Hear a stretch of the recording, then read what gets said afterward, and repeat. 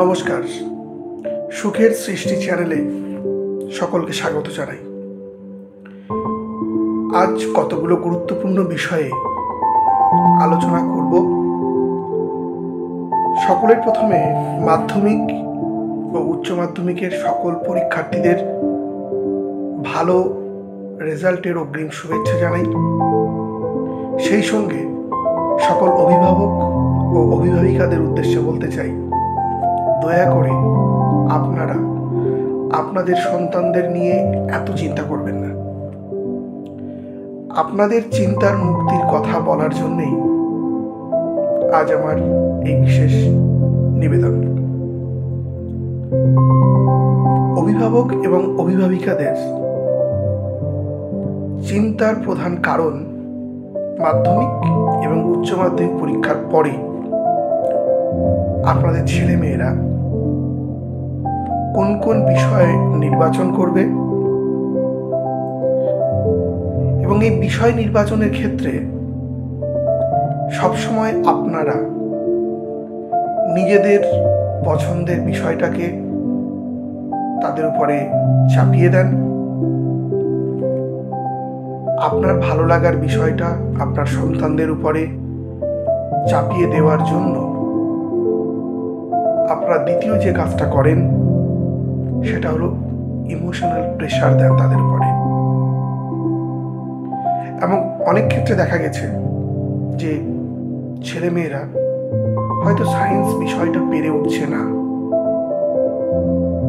তখন তাকে আপনি বলছেন বা আপনারা বলছেন যে তুই এই বিষয়টা নিবি না, তাহলে আমি যখন থাকবো না, অর্থাৎ আমি যখন মারা যাব, আমার বুকের উপরে এই বইগুলো চাপিয়ে দিস।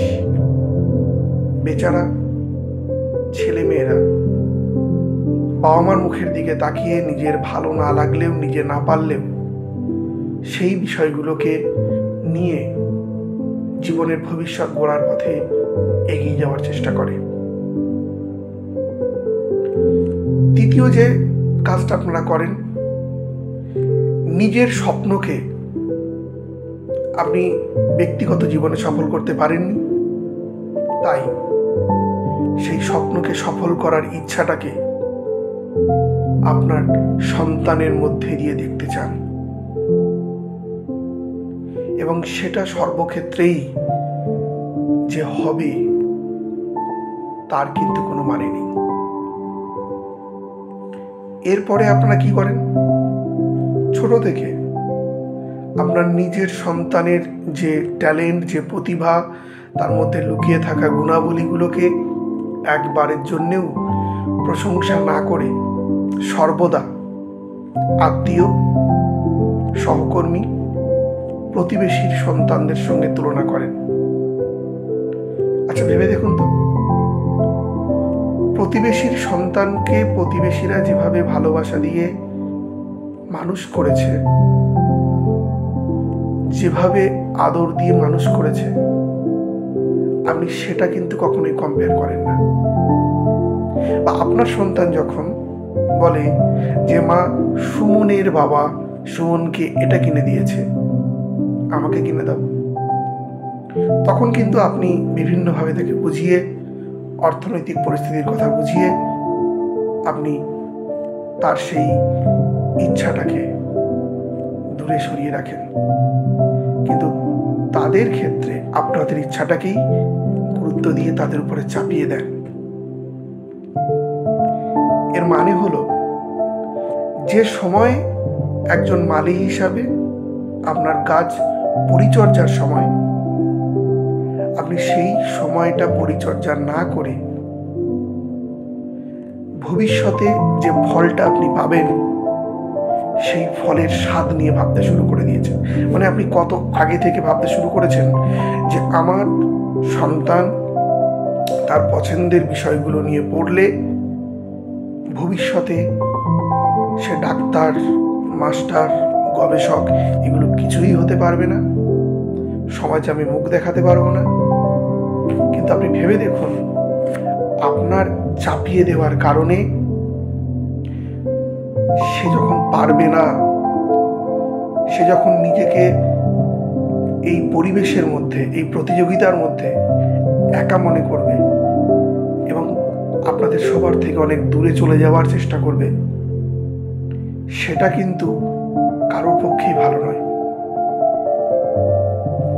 সেক্ষেত্রে আপনারা তখন কি করবেন? আপনাদের কি করণীয় থাকবে? তাই বলছি, আপনারা এই মাধ্যমিক এবং উচ্চ মাধ্যমিকের পরে আপনাদের সন্তানদেরকে আপনাদের পছন্দের বিষয়গুলো তাদের সামনে এনে দিন। জোর করে নয়, এনে দিন। আপনারা বলুন যে এই বিষয়গুলো তুই পড় আগে, যদি ভালো না লাগে আমি তোকে বুঝিয়ে দেওয়ার চেষ্টা করছি, তারপরেও যদি তুই এই বিষয়টির প্রতি তোর কোনো আগ্রহ তৈরি না হয় তাহলে নিবি না। এভাবে আপনি শুরু করুন। হতেও তো পারে আপনি এত ভালোভাবে তার কাছে উপস্থাপন করলেন বিষয়টাকে, আপনার ভালো লাগার বিষয়গুলো তারও ভালো লাগলো। জোর করে, প্রেশার দিয়ে কোনো কিছুই ভালো হয় না। এবার বলবো আমার প্রিয় পরীক্ষার্থীদের উদ্দেশ্যে, তোমাদের উদ্দেশ্যে বলা, তোমরা সর্বদা বাবা মায়ের কথা শুনবে। আর বাবা মায়ের সঙ্গে যদি মতামতের পার্থক্য দেখা দেয়, তাহলে বাবা মাকে বুঝিয়ে সম্মতি নিয়ে এগিয়ে যাবে। দেখবে মনে শান্তি নিয়ে কাজ করতে পারছো। আর যখন কোনোভাবেই ওনাদেরকে বোঝাতে পারছো না, তখন আমার এই কথাগুলো তোমরা বলবে। কিভাবে? এভাবেই বলবে, মাগো, নাইবা হলাম তোমার প্রিয় ডাক্তার কিংবা গবেষক, চাই না হতে নিজের কাছে সারা জীবন বিদূষক। দাও হতে মা আমায় তুমি, যা হতে চাই মন, মাথায় করে রাখবো আমি তোমাদের দুচরণ। ছোট্ট থেকে করেছো তোমরা অনেক তুলনা, এটা কবে বুঝবে বলো, সবাই সমান না। যে বিষয়ে আমার ভালো লাগে সেটা তোমাদের পছন্দ নয়। অপছন্দের বিষয় চাপিয়ে দিয়ে দিচ্ছ কেন ভয়? আমি সাঁতার সাইকেল শিখতে গিয়ে কখনো ভয় পাই না, জানি সেখানে তোমাদের পাবো, দুর্বল কখনো হই না। কিন্তু যখন পরীক্ষা শেষে রেজাল্টের সময় আসে, সেই সময় তোমাদেরকে কাউকে পাই না পাশে। উচ্চ মাধ্যমিক, মহাবিদ্যালয় কিংবা বিশ্ববিদ্যালয়ে প্রতি পরীক্ষায় বসতে হবে ভীষণ ভয়ে ভয়ে। ভয় কোনোদিন পারে না যেন ভালো মার্কস আনতে। কেমন করে পারবো বলো জীবনের ভিত গড়তে? আশা করছি এভাবে বলার পরে প্রিয় পরীক্ষার্থীরা, আমার প্রিয় ভাই বোন, তাদের উদ্দেশ্যে বলছি, বাবা মা যতই কঠোর হোক তাদের মন কিন্তু গলে যাবেই। এবং আশা রাখছি বাবা মা এবং সন্তানদের মধ্যেকার যে মতানৈক্য সেটা ঘুচে যাবে এবং ভবিষ্যতের পথ তোমাদের সুগম হবে।